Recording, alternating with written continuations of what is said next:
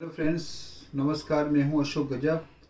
आपके सामने ज्योतिष के बारे में जानकारी देता रहता हूं और मैं हर रोज़ एक एक वीडियो अपलोड करता हूं। जो आप मुझे सपोर्ट दे रहे हैं ये बहुत अच्छी बात है। जिसने सब्सक्राइब नहीं किया हो वो सब्सक्राइब कर सकते हैं। अगर आपको मेरा वीडियो अच्छा लगे तो आप लाइक करो, कमेंट भी आप दे सकते हो। अभी मैं शुरू करता हूँ। आज का जो विषय है ज्योतिष। तो ज्योतिष में जैसे कि मैं आपको थोड़ा विवरण वो दूंगा कि भाई जैसे 12 खाने होते हैं, ज्योतिष में कुंडली क्या होती है उसके बारे में जानकारी दूंगा।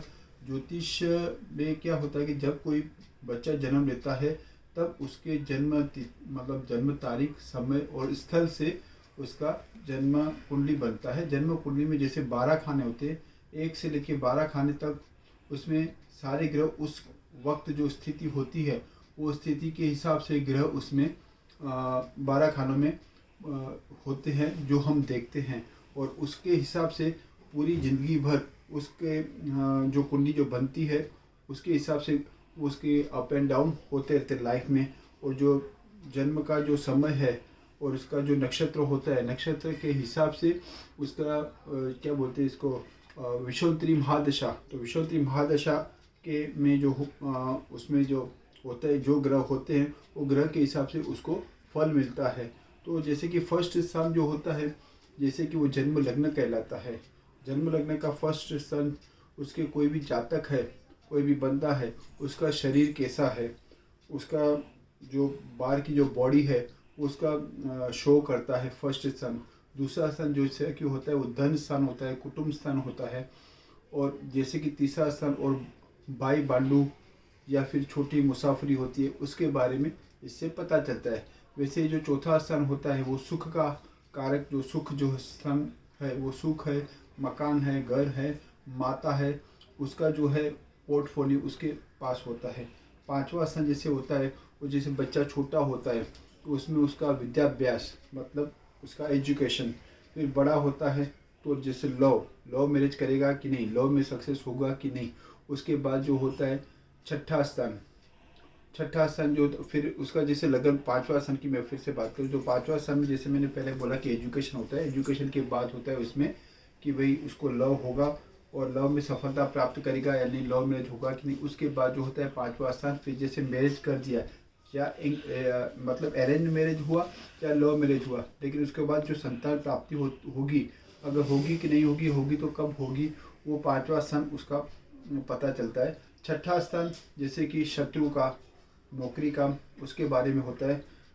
जातक के शत्रु है नहीं है, क्या है, नौकरी मिलेगी नहीं मिलेगी, कब मिलेगी, उसका छठे स्थान से पता चलता है। सातवां स्थान जो होता है वो पति के लिए, पत्नी का मतलब लेडी है तो उसका हस्बैंड का, अगर जेंट्स है तो उसकी पत्नी का सातवां स्थान होता है।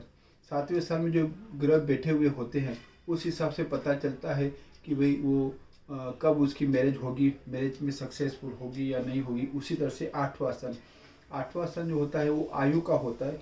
उसी तरह से आठवें स्थान में जो ग्रह कभी बैठते हैं तो उस ग्रह के हिसाब से अगर उसको गुप्त विद्या है तो उससे भी वहाँ का पता चल जाता है।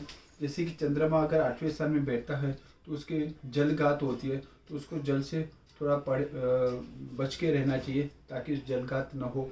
वैसे नौवां स्थान जो होता है, नौवां स्थान भाग्य स्थान, पिता का स्थान, भाग्य स्थान है, पिता का स्थान और नौवां स्थान उसके पास जो रहता है। 10वां स्थान अगर वो बंदा नौकरी करेगा या बिजनेस, वो 10वें और छठे स्थान को देखते हुए हम बता सकते हैं। अगर छठा स्थान पावरफुल है तो लाइफ टाइम तो उसको नौकरी करनी है। अगर 10वां स्थान पावरफुल है तो बिजनेस लाइन में जाएगा, वो 100% है। और उसके साथ साथ बुध का भी देखा जाता है कि बुध से उसका शेयर बाजार में जाएगा, एजेंसी में उसको अच्छा लगेगा या फिर बिजनेस में अच्छा लगेगा। बुध मार्केटिंग में, जैसे कि मार्केटिंग में अगर वो अच्छा है तो उसका बुध अच्छा है तो मार्केटिंग में भी जाता है।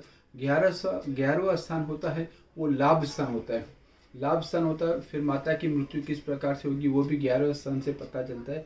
और 12वां स्थान जैसे कि वहाँ पे अगर केतु है तो मोक्ष का कारक है केतु।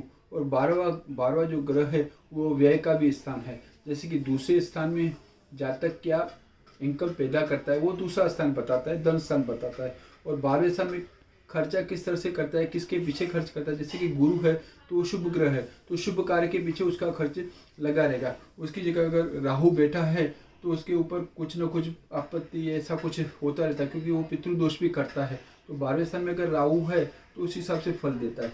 तो ये थी पूरी, आपको मैंने जानकारी थोड़ा ब्रीफ में इसलिए दी कि आपको पता चले, कुछ जिसको जानना चाहते हैं कि भाई ज्योतिष क्या होता है वो पता चले, कि जैसे जन्म स्तर, जन्म टाइम और इस 3 जो चीज़ हैं उससे जन्म कुंडली बनती है, और कुंडली बनाने के बाद कौन सा ग्रह किसके साथ बैठा हुआ है उसके हिसाब से पूरा पता चलता है। और ये जो गुरु है, जैसे कि अभी ये जो मैंने 12 खाने बताए, उसी तरह से भी ग्रह जो है, जैसे सूर्य है तो सूर्य जिसका पावरफुल होता है तो वो पॉलिटिक्स में उसको सत्ता भी मिलती है, और अगर नौकरी करता है तो उच्च स्थान में विराजमान होता है, और गवर्नमेंट के साथ उसका काफ़ी अच्छा संयोग रहता है। ये जो सूर्य का रहता है।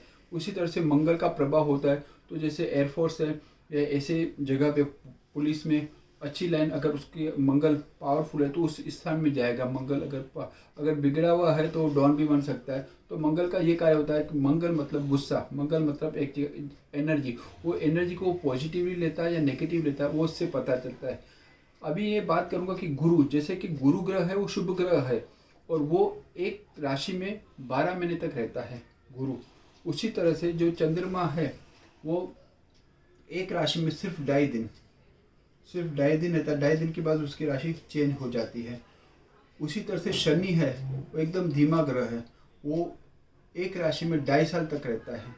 तो इसी तरह से गुरु और राहु है वो 1.5 साल एक राशि में रहता है, और राहु जो है वो उल्टी चाल चलता है। जैसे कि पहले लगन में था तो वो 12वें स्थान में आएगा, बाकी के ग्रह है तो लगन में है तो दूसरे स्थान में आएंगे। तो इसी तरह से केतु भी उल्टा है, वो भी 1.5 साल तक रहता है, और राहु केतु हमेशा आमने सामने ही रहते हैं, और जैसे उल्टी चाल चलते हैं, जैसे क्लॉकवाइज नहीं एंटी क्लॉकवाइज के हिसाब से चलते हैं। तो ये जो बड़े बड़े ग्रह हैं वो ज़्यादा इफेक्ट करते हैं। जैसे कि सबसे राहु, जैसे शनि है सबसे ज़्यादा एक राशि में 2.5 साल तक रहता है। उसके बाद आता है राहु का जो 1.5 साल रहता है, उसके बाद गुरु का जो 1 साल रहता है। बाकी के ग्रह ऑलमोस्ट, जैसे कि सूर्य है तो एक राशि में 1 महीना ही रहता है। शुक्र है, बुध है, वो भी बहुत कम टाइम में रहते हैं। सबसे जैसे ग्रह है वो चंद्रमा है जो सिर्फ 2.5 दिन में राशि बदल देता है। ये मैंने आपको थोड़ी सी छोटी सी जानकारी दी। अभी नेक्स्ट में जब वीडियो अपलोड करूँगा मैं दूसरी विशेष जानकारी आपको दूंगा। Thank you very much.